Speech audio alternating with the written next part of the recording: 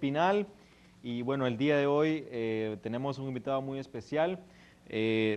Tenemos a nuestro distinguido invitado, el escritor y dramaturgo César Indiano. Tenemos una obra de él que se llama Los hijos del infortunio, historia de un país al revés. Es una obra que les recomendamos, que habla mucho sobre historia de nuestro país y distintas situaciones que hemos vivido en Latinoamérica, lucha de ideologías, experiencias de nuestro país y bueno, ciertamente parece que vivimos en un mundo al revés en nuestro país y bueno, sobre eso vamos a abordar hoy con el señor César Indiano. Bienvenido, ¿cómo ha estado? Gracias, Marvin. Siempre es una oportunidad, un placer estar contigo aquí en estos foros, que te cuento que me he ido acostumbrando a estos foros porque en el último año mi punto de vista han tenido un impacto que yo no esperaba, porque la gente tiene necesidad pues, de nuevas visiones, de nuevos enfoques, de nuevos análisis de las cosas, y yo he tratado pues, de dar el ancho, y eso me hace sentir bien, pues porque quiere decir que lo que uno opina tiene un valor y ese valor lo hacen valer los medios de comunicación que frecuentemente me están invitando para compartir lo que yo opino, lo que yo veo, lo que yo percibo como un escritor que vive en este país, que ha forjado una carrera de artista, de escritor en una sociedad que es hostil, que ya sabemos que es difícil, pero que yo no me he dado por vencidos. Sí. La característica mía ha sido que he sido incisivo en mantenerme haciendo lo que me corresponde, que es escribir, que es leer, que es estudiar, escuchar a la gente. Y producto de eso, pues escribir un libro, que en este caso que tenés en tus manos, que ha tenido un impacto inesperado y que se ha convertido pues en el referente intelectual, en el referente literario de primera mano en el último año, en los últimos 8 meses, debido a que contiene enfoques que refrescan la mente, digamos, refrescan el cerebro analítico de nuestro país. También es un libro que tiene muchas esperanzas, que analiza bien el viejo panorama, el nuevo panorama de la sociedad y que deja entrever muchas verdades que son necesarias para poder armar una verdad nacional, una verdad social, una verdad política que nos encamine hacia mejores cosas. Mi esperanza como escritor es influir positivamente en la mente de los que tienen en sus manos las decisiones más importantes. Esa es mi esperanza. Bueno, y justamente sí, es por esa razón de que sus opiniones son muy bien aceptadas porque es una visión distinta. Usted tiene en contacto con la gente y sale de quizás opiniones de otras personas que quizás tengan algunas ataduras políticas o con el trabajo, Ideológicas. igual sí, tienen algunas inconvenientes y tal vez no pueden expresarse como quisieran, pero su manera de expresar las cosas es muy buena y muy libre. Y bueno, me gustaría empezar de entrada, nos llama la atención que nos habla un poco sobre el caudillismo que existe en Latinoamérica. Muchas de estas cosas que encontramos aquí todavía existen, las situaciones, la problemática persiste a través del tiempo y sufrimos los mismos problemas que hemos sufrido tradicionalmente en la historia y es por eso que nos preguntamos si nosotros aprendemos en Honduras o en Latinoamérica de nuestros errores o continuamente los continuamos repitiendo. Nos pone aquí una cita de Lucas Paredes que dice: el caudillismo hizo de cada campesino un líder o un paria. Todos los patriotismos y sentimientos generosos de que han alardeado de continuo estos políticos profesionales se han cifrado en este propósito, el poder. ¿Qué podemos ver, qué nos puede decir sobre el caudillismo? ¿Existe todavía el caudillismo en Latinoamérica y en Honduras? Quizás nosotros todavía buscamos un líder que todo lo pueda en la política, respetando la democracia. Parece que es lo único que políticamente hemos podido producir nosotros, caudillos, más o menos ilustrados, pero siempre caudillos. Es decir, lo que la sociedad nunca pudo crear es una clase política calificada, ilustrada, competente. Y es lamentable porque en todos los otros campos el país sí creó, por ejemplo, una clase médica, una clase científica, una clase intelectual calificada, pero nunca se pudo crear una clase política calificada. Entonces siempre se echó mano de caudillos. Si tú revisas bien, el siglo XX es una sucesión de caudillismos de todo tipo, porque el caudillismo no solamente es el típico, tradicional caudillismo rural basado pues en el manejo de las masas rurales y campesinas, sino también el caudillismo partidario, el caudillismo ideológico. Por ejemplo, las ideologías de cualquier nomenclatura, de cualquier matiz, siempre respaldan la figura del caudillo, porque es el depósito del poder en una figura que puede ser mesiánica, puede ser una figura intelectual, entre comillas, puede ser un representante, un líder, un revolucionario, entre comillas. Yo todo eso le pongo comillas porque yo no sé hasta dónde la palabra revolucionario es bien entendida en el mundo de la política. Y entonces nosotros, desafortunadamente como sociedad, yo creo que ocurre más o menos lo mismo en todo Centroamérica, pero con más marcada expresión en Honduras, en El Salvador y en Guatemala, donde hay una escuela de caudillismo, hay una tradición grande donde los caudillos crean unos sistemas demagógicos muy efectivos para atraer y acarrear votos de la manera más a veces más vulgar que se pueda usar, y eso es lo único que ha podido suceder. De manera que lo que tenemos hoy, la pobreza centroamericana y especialmente la pobreza centroamericana de Honduras y de Guatemala y El Salvador, es el resultado de que nunca nosotros pudimos crear una clase política competente. De manera que siempre echamos mano de esos caudillos. Están a la vista, están a la mano, porque es lo único que ha producido la política. Es más barato ser un caudillo, el camino es más corto, porque el caudillo se basa en la demagogia, en el engaño, en la trampa, en el manejo de las masas electorales, de la danza electoral, a favor o en contra, en el aspecto afectivo. El caudillo hace uso mucho del que me quieren o no me quieren, de que el votante, de la simpatía, de que el votante confía en mí no como su líder político, sino más bien como su patrón, como su mandamás, como su jefe. Es el jefe, el hacendado, el mandamás convertido en político. Y de ese tipo de figuras se pobló mucho el siglo XX y en el siglo pasado, en el siglo XIX, ya se hablaba mucho de eso. Recuerdo, por ejemplo, será un siglo exactamente, donde todos los discursos de Ramón Rosa, que fue el primer político ilustrado, digamos, que produjo el país, en la famosa Reforma Liberal de 1876, cuya influencia llegó hasta el 1900. Cuando uno revisa los discursos de estos primeros políticos ilustrados, uno ve que están hablando exactamente de lo mismo. Cuando uno revisa lo que escribieron, lo que dijeron, lo que pretendían, lo que idealizaban, uno ve que están hablando de cómo reformar la clase política, de cómo hacer que el político sea el hombre más ilustrado de la sociedad, que guía al menos ilustrado, el hombre más informado que guía al menos informado, el hombre más decente, más ético que guía al menos decente. Entonces eso nunca se pudo configurar, digamos, la estructura política, jurídica, constitutiva de nación para que en el escenario propicio los políticos se volvieran profesionales de la política. De manera que lo que nos está pasando en este momento es consecuencia de no haber hecho eso antes. Ahora mismo lo que hemos vivido los últimos 20 años en Honduras, hemos tenido caudillos partidistas, caudillos de la economía, caudillos de la ganadería y ahora un caudillo de la agricultura. Pero no tenemos políticos. Y esa responsabilidad yo se la achacaría fundamentalmente a Tegucigalpa. Tegucigalpa ya a estas alturas debería tener una escuela de politología, por lo menos, una escuela de políticos, para que las ciudades sean las encargadas de generar los perfiles, el currículo, de las personas que se van a dedicar a la labor delicada de guiar, dirigir una nación. Puede cualquiera guiar una alcaldía o un ayuntamiento, pero guiar la nación es una figura de alta nomenclatura, de alto nivel. Y como no tenemos esas figuras, echamos manos del primer mentiroso que se nos ponga enfrente.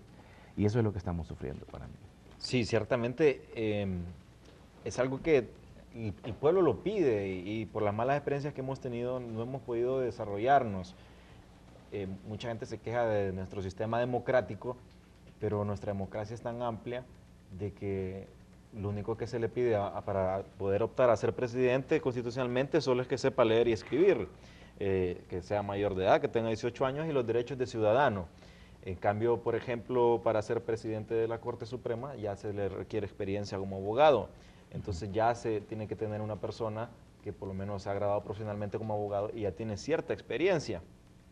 Entonces, la Constitución permite que cualquier persona pueda lanzarse a la presidencia, pero claro, es una responsabilidad demasiado grande, que es una persona que debe tener conocimientos de algún tipo de profesión y que también que se sepa asesorar, porque un político ciertamente no puede saber todo, pero quizá hemos visto que la tradición de los líderes es que ellos quieren sentirse de que ellos todo lo saben, y al consultarle o a tratar de consultar a un asesor, pues se sienten como minimizados, entonces no tienen asesores, sino que lo que tienen se convierten en sirvientes, porque si el asesor le contradice algo, pues le responde tal vez de una manera enojada, y pues eso nos lleva a que se maneje el país a un rumbo que quizá no pueda corregir, porque no se le puede criticar a los líderes porque se sienten mal y entonces se ponen a la defensiva.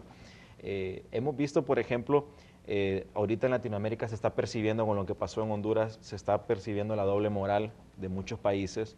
Vemos de que la diplomacia influye en muchas cosas, por detrás muchos temas económicos principalmente. Y el caso de Venezuela vemos de que lo que importa es al final los dólares.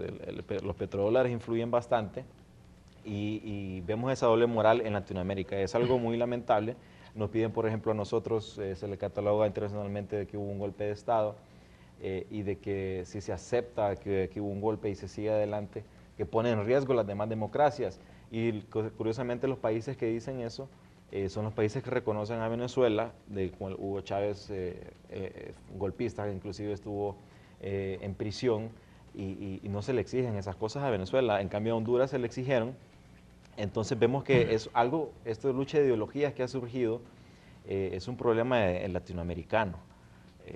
Es algo que se ha sufrido en Sudamérica y en Centroamérica, y es algo que debemos de luchar todos por corregirlo, una nueva clase política, como nos dice usted. ¿Qué nos puede decir de esta lucha de ideologías que hay en Latinoamérica, las experiencias que han habido en Cuba, por ejemplo, ahora el chavismo que se ve en Sudamérica y que se trata de implementar ahora en Centroamérica? Bueno, mira, yo pienso, con todo el respeto de la gente que nos pudiera estar escuchando, de que nosotros no hemos en Latinoamérica sido capaces de crear una doctrina propia, escrita por nosotros, vivida por nosotros, confeccionada a nuestra medida, sino que a América Latina se ha convertido en el campo de experimentación de todas las ideologías que se han inventado principalmente en Europa. O sea, Europa es la inventora de ideologías. Las demás, en Asia no se crean ideologías, se crean corrientes místicas o se crean modelos agrarios, pero no se crean ideologías como tal. Todas las ideologías que la gente suda, o sea, las calenturas que la gente suda en América Latina son refritos de ideologías que cayeron en desgracia en Europa. La única que permanece vigente es la única que realmente funciona, pero no es porque es una ideología, sino porque fue planteada como un modelo económico, que es el liberalismo. Todas las demás son calenturas ideológicas fraguadas en ciertas universidades europeas de Francia, de Alemania, que se han trasladado a América Latina y que se han convertido en corrientes. Aquí nosotros somos el campo de experimentación de todo lo que no sirve. Ya está científica, social y económicamente demostrado que todas las calenturas marxistas no funcionan en ninguna parte del mundo. Y eso no lo demostramos nosotros. Ellos mismos, quienes lo inventaron, ellos mismos lo despreciaron y se lo quitaron de encima. Lo pusieron a prueba, crearon en Europa países laboratorios, crearon encerronas en algunos países, crearon muros para poner a prueba, crearon murallas, pusieron alambre de púa para encerrar y crear laboratorios con los mismos ciudadanos en estos países del este para ver si esa cosa funcionaba. No funcionó.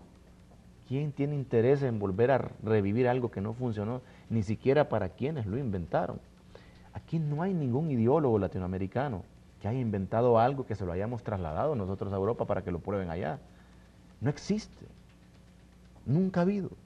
Entonces ya es tiempo que América Latina tenga sus propios instrumentos ideológicos basados en su propia historia, basados en sus propios problemas, en su propio ideal como naciones, para echar a andar modelos económicos e ideologías propias. ¿Porque será que todavía son atractivos estas ideologías para los Porque, latinoamericanos? claro, porque las ideologías, todas las ideologías generan masas acríticas, generan esclavitud mental y son masas, son masivas, las ideologías son masivas porque se dispersan por el mundo entero, la gente se adhiere a esas ideologías sin revisar, sin reflexionar, la gente pierde autonomía, pierde imaginación, pierde libertad, ciñéndose ciegamente a ideologías que algunas veces son idioteces. Muchas veces las ideologías son puras idioteces, de un escritor que amaneció un buen día con fiebre y escribió algo. Entonces, ¿por qué yo, por ejemplo, no puedo ver una ideología con esclavitud? Porque yo también soy escritor. Si un buen día amanezco de buen humor, me escribo una, pues. Entonces yo no puedo estar esclavizado a ningún tipo de doctrina escrita por un fulano. Ahora, yo sí puedo ceñirme a ciertos principios de sociedad, a ciertos principios de civilidad que ya han sido probados y que funcionan. Por ejemplo, funciona en cualquier parte del mundo el respeto. Eso es universal, el respeto al otro. El debate civilizado entre las diferentes opiniones, eso funciona. La diversidad y la variedad de las opiniones, eso funciona. La oportunidad, la democracia y la oportunidad para todos, eso funciona. Eso sí funciona y siempre va a funcionar. ¿Por qué va a funcionar siempre? Porque eso sucedió naturalmente con el ser humano. No fue que alguien se encerró en una universidad o amaneció un día un poco loco y se puso a escribir. Los seres humanos van a intercambiar bienes, van a trabajar, van a cobrar. No, eso desde que el primitivo andaba cazando un venado ya era propio de él ir a la casa, competir con el otro, intercambiar valores, intercambiar méritos, etcétera, crear propiedad, crear fronteras, crear estados y formas de convivencia en la cual todos ponemos en práctica lo que sabemos, llevamos al máximo nuestros méritos, demostramos lo que podemos y cobramos. Y vienen otras libertades adherentes a eso, que es ahorramos o no ahorramos, derrochamos o no derrochamos, pero eso es natural en el hombre. El capitalismo no es que fue inventado, cuando ya se escribió sobre el capitalismo, cuando ya se escribió sobre la democracia, era nada más la ratificación de algo que ya es natural en el ser humano. Eso funciona y así va a funcionar siempre.